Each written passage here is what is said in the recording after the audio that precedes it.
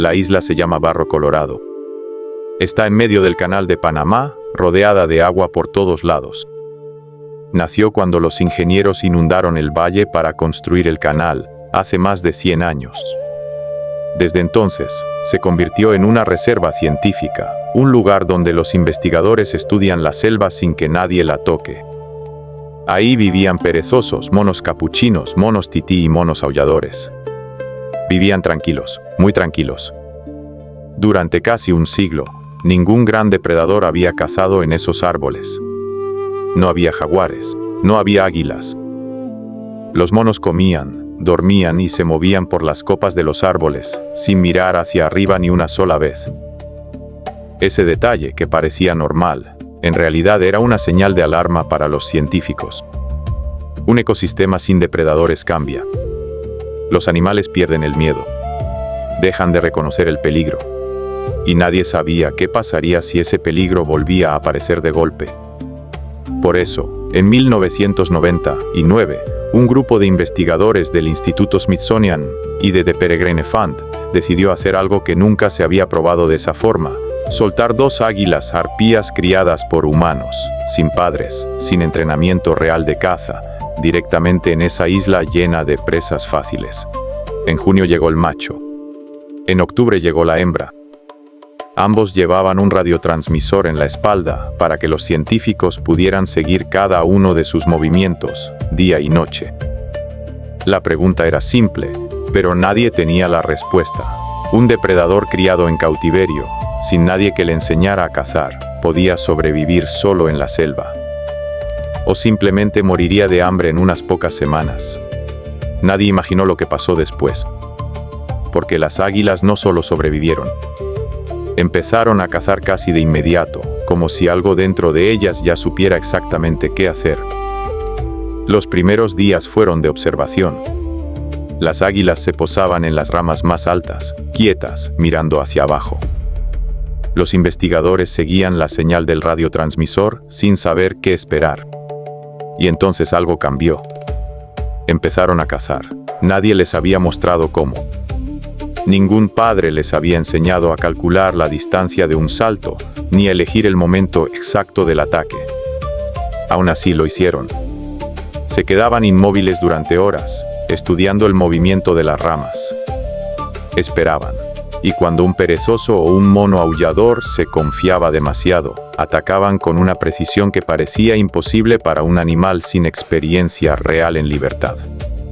Los científicos comprobaron algo sorprendente. Entre 1/3 y la mitad de sus intentos de caza terminaban en éxito.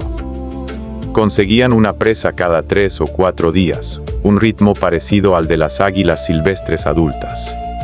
Aprovechaban los días nublados, cuando la luz cambia y las presas bajan la guardia.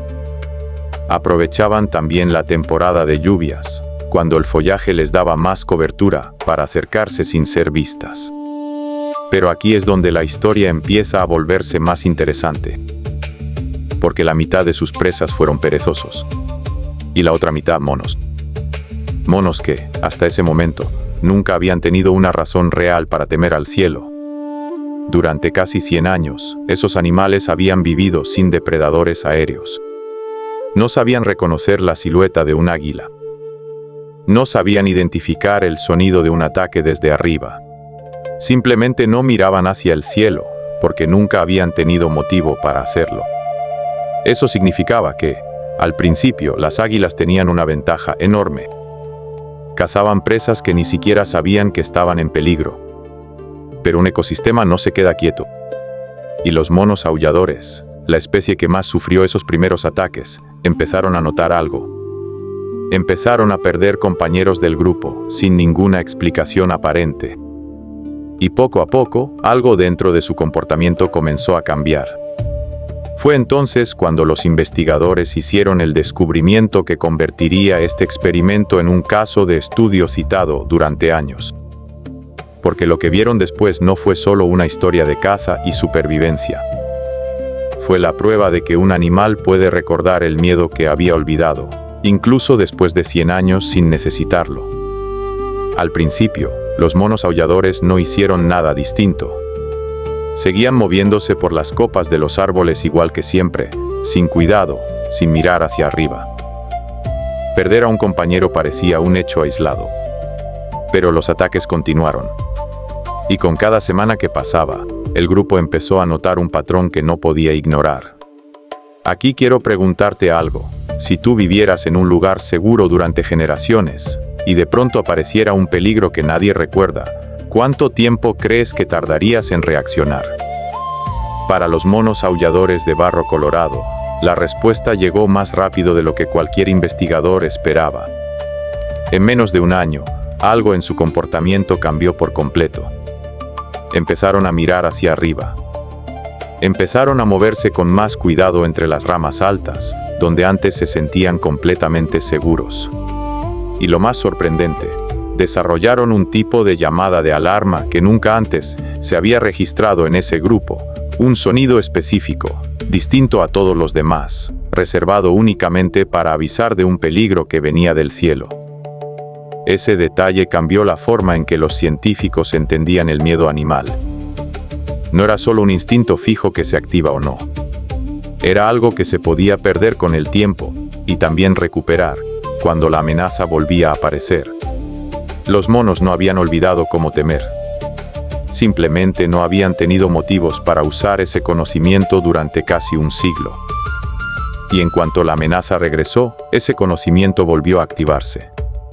Si te gustan las historias donde la ciencia descubre comportamientos ocultos que llevaban generaciones dormidos, este es exactamente el tipo de investigación que exploramos en este canal, y suscribirte es la mejor forma de no perderte la próxima.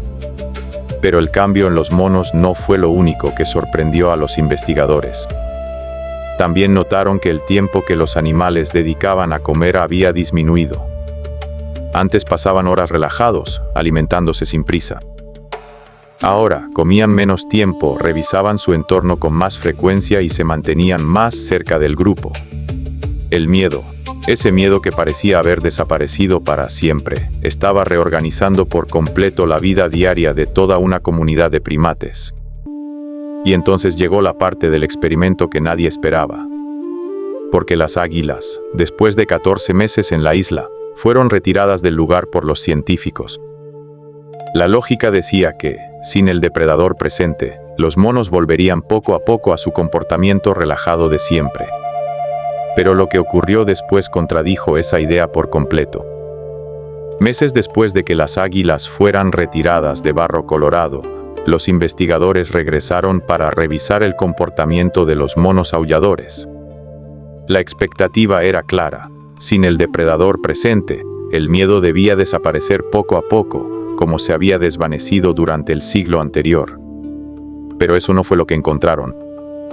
Los monos seguían mirando hacia arriba. Seguían usando las llamadas de alarma específicas para el peligro aéreo, aunque ya no hubiera ningún águila cazando entre los árboles. Seguían comiendo con más cautela, revisando el cielo antes de bajar la guardia. El miedo no se había ido con las águilas. Se había quedado grabado en el grupo, como una lección que ya no se podía borrar. Esto planteó una pregunta que muchos científicos todavía debaten hoy. ¿Cuánto de ese comportamiento se transmitió entre generaciones? ¿Y cuánto fue simplemente experiencia individual de los monos que sobrevivieron a los ataques? La evidencia disponible sugiere que ambas cosas ocurrieron al mismo tiempo. Los monos que habían visto morir a un compañero cambiaron su conducta de inmediato. Y esos comportamientos, con el tiempo, se fueron transmitiendo dentro del grupo, incluso a los individuos más jóvenes que nunca habían visto un ataque real. Y aquí quiero preguntarte algo directamente. ¿Alguna vez has notado cómo un miedo aprendido, ya sea tuyo o de alguien cercano, sigue presente mucho después de que el peligro original desapareció? Cuéntame en los comentarios si has vivido algo parecido, porque lo que descubrieron los científicos en esta isla se parece más a la memoria humana de lo que cualquiera hubiera imaginado. Para los investigadores, esto confirmó algo fundamental. Un depredador tope no solo controla cuántos animales mueren en un ecosistema, también cambia la forma en que los animales se comportan, se mueven, se alimentan y se comunican entre ellos. es lo que los biólogos llaman un efecto de miedo, un impacto que se extiende mucho más allá de la simple caza. El estudio, publicado con el título Foraging Ecology of Reintroduced Captive Bred Subadult Harpy Eagles on Barro Colorado Island, Panamá, se convirtió en una pieza clave para entender algo que hasta entonces era solo una teoría, que las águilas arpías criadas en cautiverio, sin ningún entrenamiento parental, pueden adaptarse a la vida salvaje con una rapidez que nadie esperaba, siempre que encuentren un hábitat con suficiente alimento disponible. Y ese hallazgo cambió por completo la forma en que los programas de conservación de América Latina planificaban sus proyectos de reintroducción. Porque si 2 águilas nacidas sin madre podían aprender a cazar solas en menos de un año, entonces el futuro de una especie en peligro de extinción no dependía tanto de la experiencia enseñada, sino del lugar correcto y el momento correcto para soltarlas. Pero quedaba una última pregunta, la más importante de todas. ¿Qué significaba esto para el futuro del águila arpía, una especie considerada vulnerable en toda su distribución? La respuesta llegaría en los años siguientes, en nuevos proyectos que tomarían esta isla como punto de partida. El águila arpía es una de las aves rapaces más grandes del planeta. Puede cazar perezosos completos, monos adultos y hasta pequeños venados, gracias a unas garras que superan en tamaño a las de un oso. Pero a pesar de ese poder, la especie está clasificada como vulnerable por la Unión Internacional para la Conservación de la Naturaleza. La caza ilegal, la pérdida de árboles grandes y la deforestación han hecho que estas aves desaparezcan de zonas donde antes eran comunes. Por eso, el experimento de Barro Colorado no fue solo una curiosidad científica. Fue una prueba real de que sí era posible devolver un depredador tope a un ecosistema, incluso cuando ese depredador había nacido en cautiverio, lejos de cualquier padre que le enseñara a sobrevivir.